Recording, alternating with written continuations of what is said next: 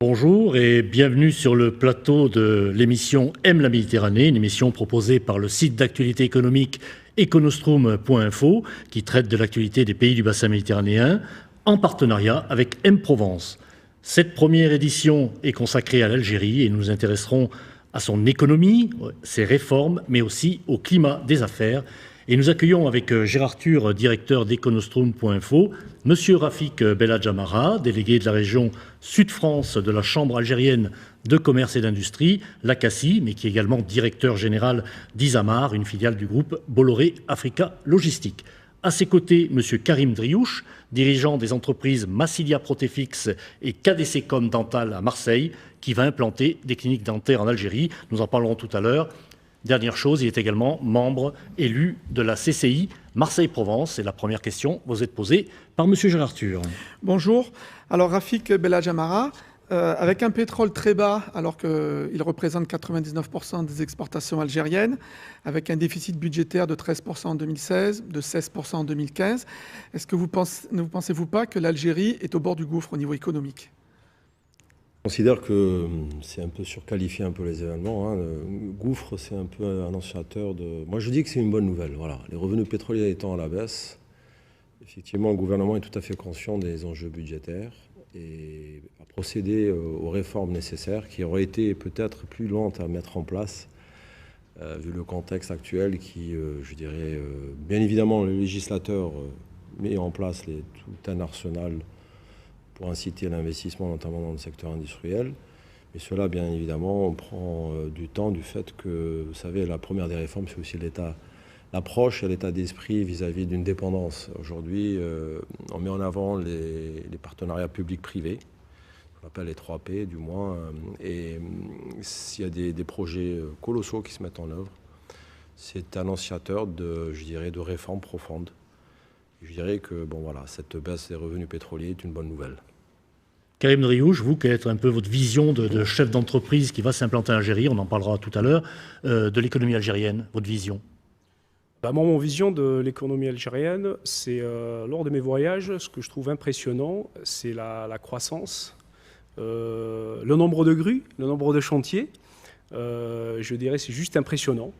J'ai rencontré des chefs d'entreprise algériens. Je travaille avec l'Algérie depuis une dizaine d'années, avec des partenaires et des partenaires algériens et des cabinets dentaires privés essentiellement. Ça se passe très très bien. C'est ce qui m'a poussé à aller plus loin et essayer, aujourd'hui d'essayer, c'est d'implanter une clinique dentaire sur place. Donc ma vision, qui a une forte croissance, comme en Méditerranée, en Afrique, en tant qu'entrepreneur, c'est d'aller chercher de la croissance. Naturellement, j'ai été vers l'Algérie parce que naturellement, c'est un marché sur lequel j'y suis depuis pas mal de temps. Très bien. Rafik Belladjamara, l'Algérie quand même est le pays, je crois, qui importe le plus de produits agroalimentaires. La part de l'industrie dans le PIB a dû passer de 20 à 30% sur les 30 dernières années. Comment expliquer qu'avec toutes les richesses que possède l'Algérie, le pays n'arrive pas à développer ni son agriculture, ni son industrie? Qu'est-ce qui bloque? À vrai dire, l'Algérie sort de l'économie de planifier, évidemment. L'économie de marché, c'est un processus, contrairement à ce qu'on pense, l'économie de marché n'est pas juste une économie, je dirais, de bazar, bien sûr, c'est plus élaboré. Aujourd'hui, le gros problème auquel a été confrontée l'agriculture est le foncier. Le foncier étant détenu essentiellement par le gouvernement. Donc il y a eu des concessions qui se sont octroyées. Pour citer encore une fois les partenariats publics-privés, il y a plus de 120 000 hectares qui ont été octroyés par l'État, détenteur du foncier, à des privés pour des exploitations agricoles. Donc ce processus se met en place. Votre proportion indiquée est certainement aussi une croissance de la consommation aussi, parce que l'Algérien découvre aussi la diversité. Il est sorti d'un contexte où les produits étaient moins, je dirais, les offres étaient moins riches. Aujourd'hui, il est au même titre que n'importe quel consommateur de l'Occident et il est friand de plusieurs produits. D'ailleurs, ils sont tous câblés aux paraboles et suivent les chaînes françaises. Donc évidemment, le consommateur a des besoins qui sont accrus. population, croissance démographique.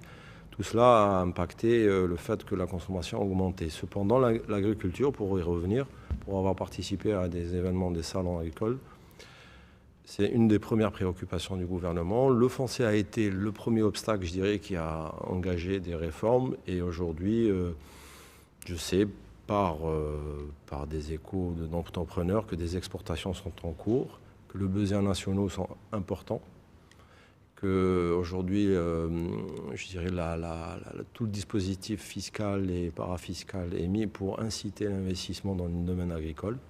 Pour citer un exemple, de mémoire, je crois qu'on peut octroyer jusqu'à l'équivalent de 100 000 € par 2 hectares. D'accord. Pour peu qu'on présente un dossier. Voilà. Non, je dis, on parle d'exportation, on va également parler aussi d'importation, ce qui est un plan de diversification qui a été mis en place par le gouvernement algérien, qui est associé justement à une politique de substitution aux importations. On veut éviter l'endettement extérieur, on l'a vu tout à l'heure avec la situation politique, économique, et on veut donc créer plus de cimenterie, plus de minoterie, etc. Bref, faire fabriquer sur place. Donc Karim Driouche, il y a quand même un caractère coercitif. Ce plan va-t-il dans le bon sens ? Oui, je pense que ce plan va dans le bon sens. Moi, je pense que l'Algérie, elle a besoin aussi de transfert, aussi de compétences. Elle a besoin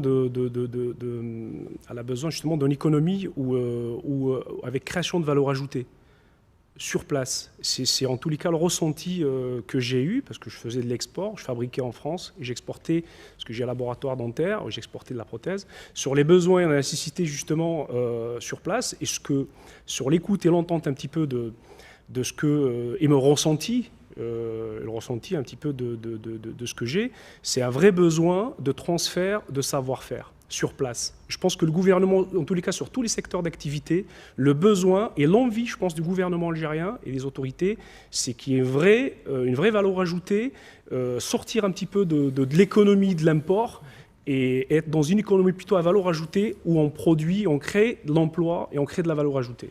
Alors nous sommes en pleine transition économique, nous en parlons depuis tout à l'heure.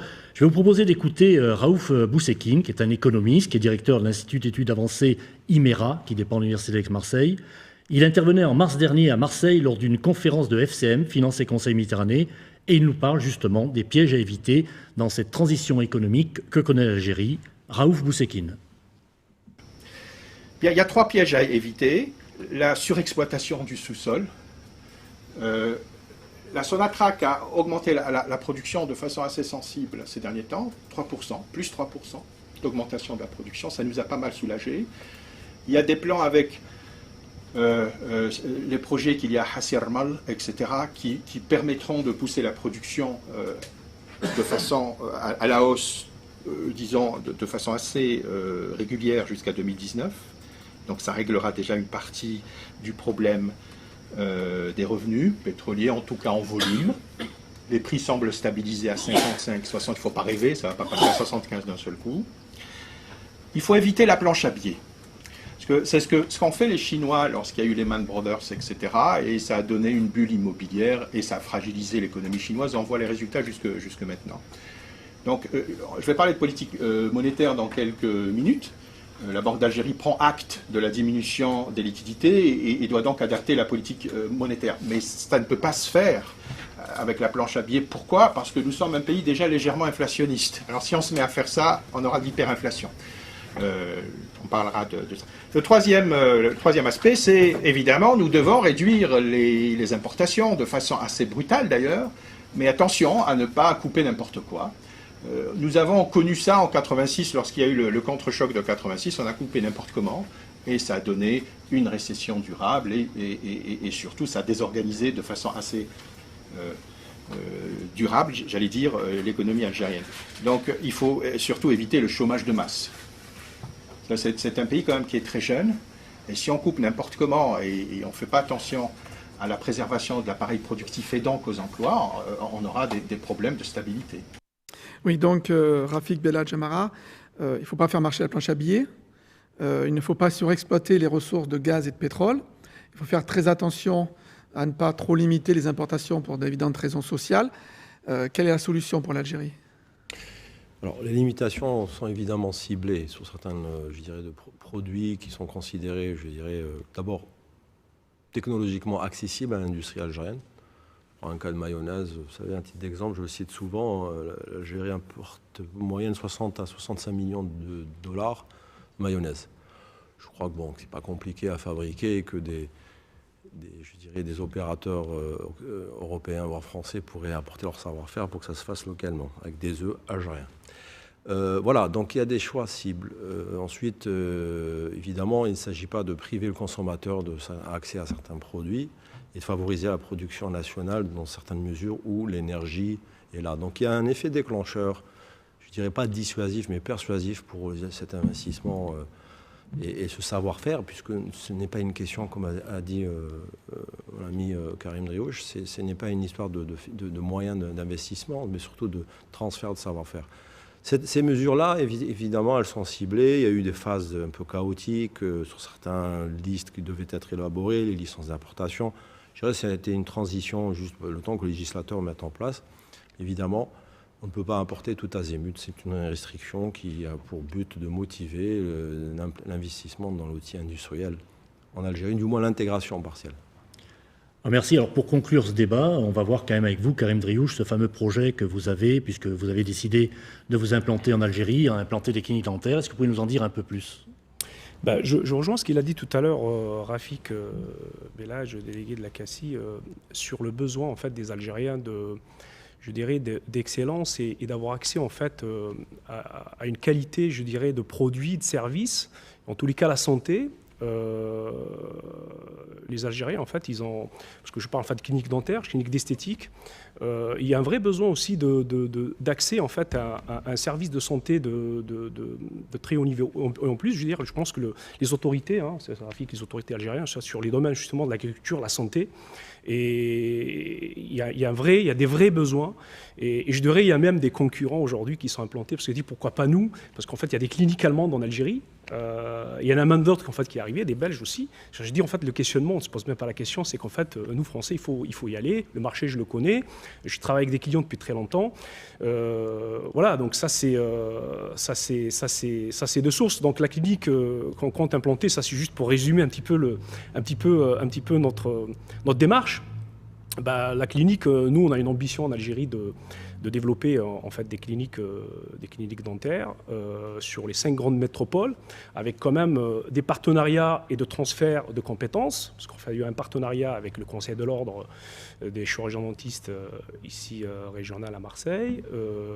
On a des partenaires aussi de très haut niveau à Marseille, chirurgiens et implantologues qui sont professeurs à la fac de la Timone, pour qu'il y ait justement de la formation, de l'apport de compétences.